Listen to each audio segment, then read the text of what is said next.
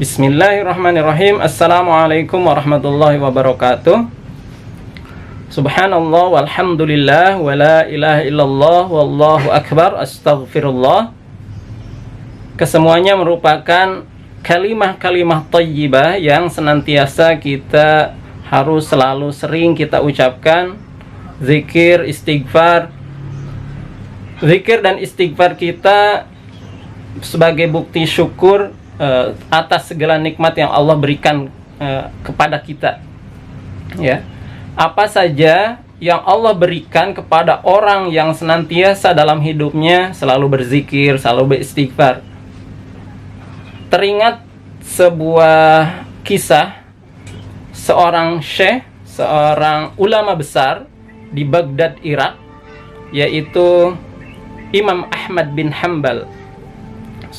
Imam Ahmad bin Hanbal ini semua orang Islam di dunia kenal, ya. Di masa tuanya Imam Ahmad bin Hanbal ini tiba-tiba ingin melakukan sebuah perjalanan ke sebuah kota di Irak.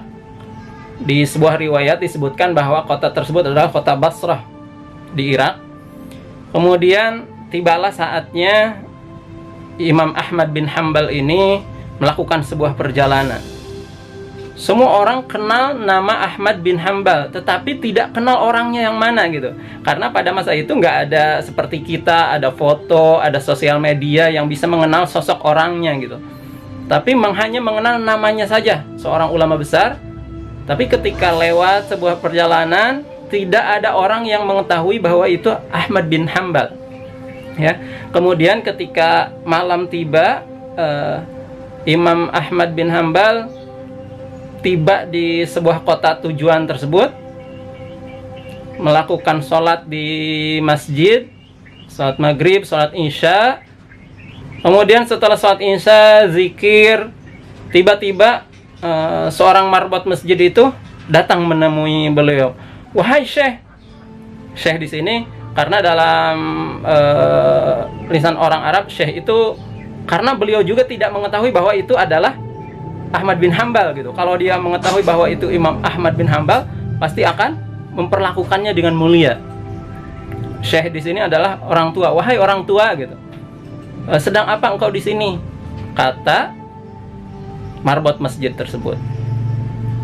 Saya, kata Imam Ahmad bin Hanbal, saya seorang musafir sedang melakukan perjalanan, ingin menginap di sini, ingin istirahat. Kata marbot tersebut, oh nggak bisa, nggak boleh tidur di masjid, katanya. Sana aja di luar. Lalu Imam Ahmad ini diusir sampai didorong-dorong ke luar masjid. Kemudian akhirnya pintu masjid ditutup oleh marbotnya. Kemudian Imam Ahmad segera mengambil posisi di teras masjid. Tapi tiba-tiba balik lagi ini marbot masjid itu. Mau ngapain di situ? Mau istirahat. Oh nggak bisa, nggak boleh juga tidur di teras masjid. Kemudian diseret lagi keluar sampai ke jalanan.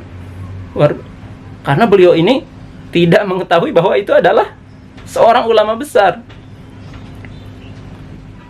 Nah, tiba-tiba di samping masjid ini berdekatan dengan sebuah toko atau sebuah warung, ya, toko roti, pedagang roti. Kemudian oleh pedagang roti ini Imam Ahmad itu dipanggil, wahai fulan, ya, wahai syekh gitu, silakan mampir ke sini.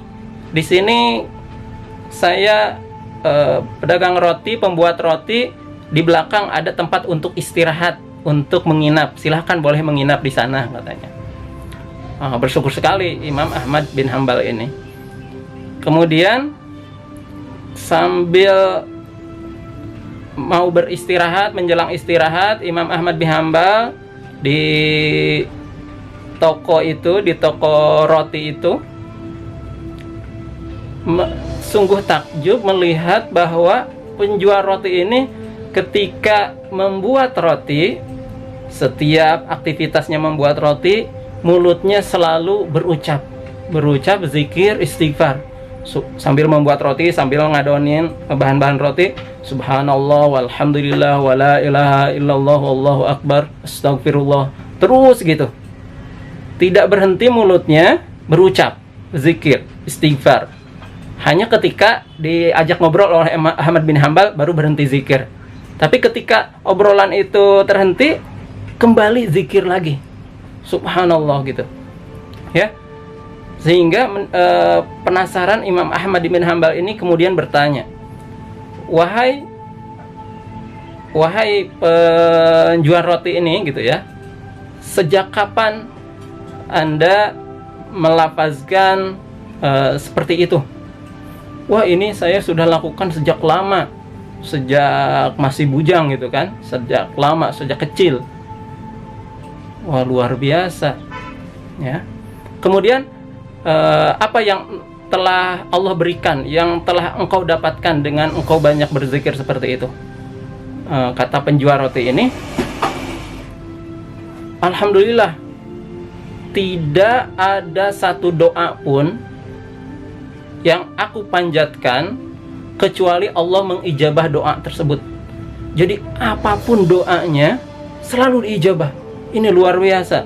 Dengan zikir, istighfar, apapun doanya si orang penjual roti ini selalu diijabah oleh Allah Subhanahu wa Ta'ala. Tapi ada satu doa yang belum Allah ijabah. Hanya belum, bukan tidak diijabah, belum diijabah.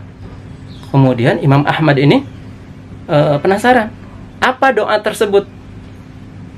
Kata penjual roti ini, aku sudah lama berdoa kepada Allah ingin dipertemukan dengan Imam Ahmad bin Hambal, karena dia nggak mengetahui bahwa yang di depannya itu Imam Ahmad bin Hambal. Kemudian mendengar cerita itu, Imam Ahmad bin Hambal berdecak kagum, memuji Allah Subhanahu wa Ta'ala, bahwa inilah dengan zikirmu itulah, dengan istighfarmu itulah menyebabkan aku ingin melakukan perjalanan ke kota ini. Dengan doamu itulah menyebabkan seorang marbot masjid itu mengusirku keluar sampai tiba di rumahmu ini. Karena akulah Imam Ahmad bin Hambal. Subhanallah ya. Jadi dengan doa dan zikir istighfarnya seorang penjual roti ini, Allah gerakan hati Imam Ahmad bin Hambal untuk datang ke kota ini. Ya, untuk datang. Kalau misalkan kita ingin menemui seorang ulama besar, kita yang harusnya datang, tapi dengan zikirnya seorang penjual roti ini, Allah gerakan Imam Ahmad bin Hambal untuk mendatangi kota tersebut, mendatangi orang tersebut. Subhanallah. Akhirnya sungguh senang, semua doa-doa yang dipanjatkan oleh penjual roti ini semuanya diijabah oleh Allah. Ya, mudah-mudahan dengan kisah ini kita bisa mengambil hikmah bahwa memperbanyak zikir, memperbanyak istighfar membuat Allah mengijabah doa-doa apapun yang kita panjatkan. Karena tidak ada doa yang tidak Allah ijabah, ya. Allah selalu mengijabah setiap doa hambanya, hanya bentuknya saja berbeda-beda. Ada yang cash langsung diijabah doanya, ada yang ditunda, ada yang diganti dalam bentuk lain, ya. Mudah-mudahan kita selalu melafazkan zikir istighfar dalam keseharian kita. Wallahu a'lam bishawab. Assalamualaikum warahmatullahi wabarakatuh.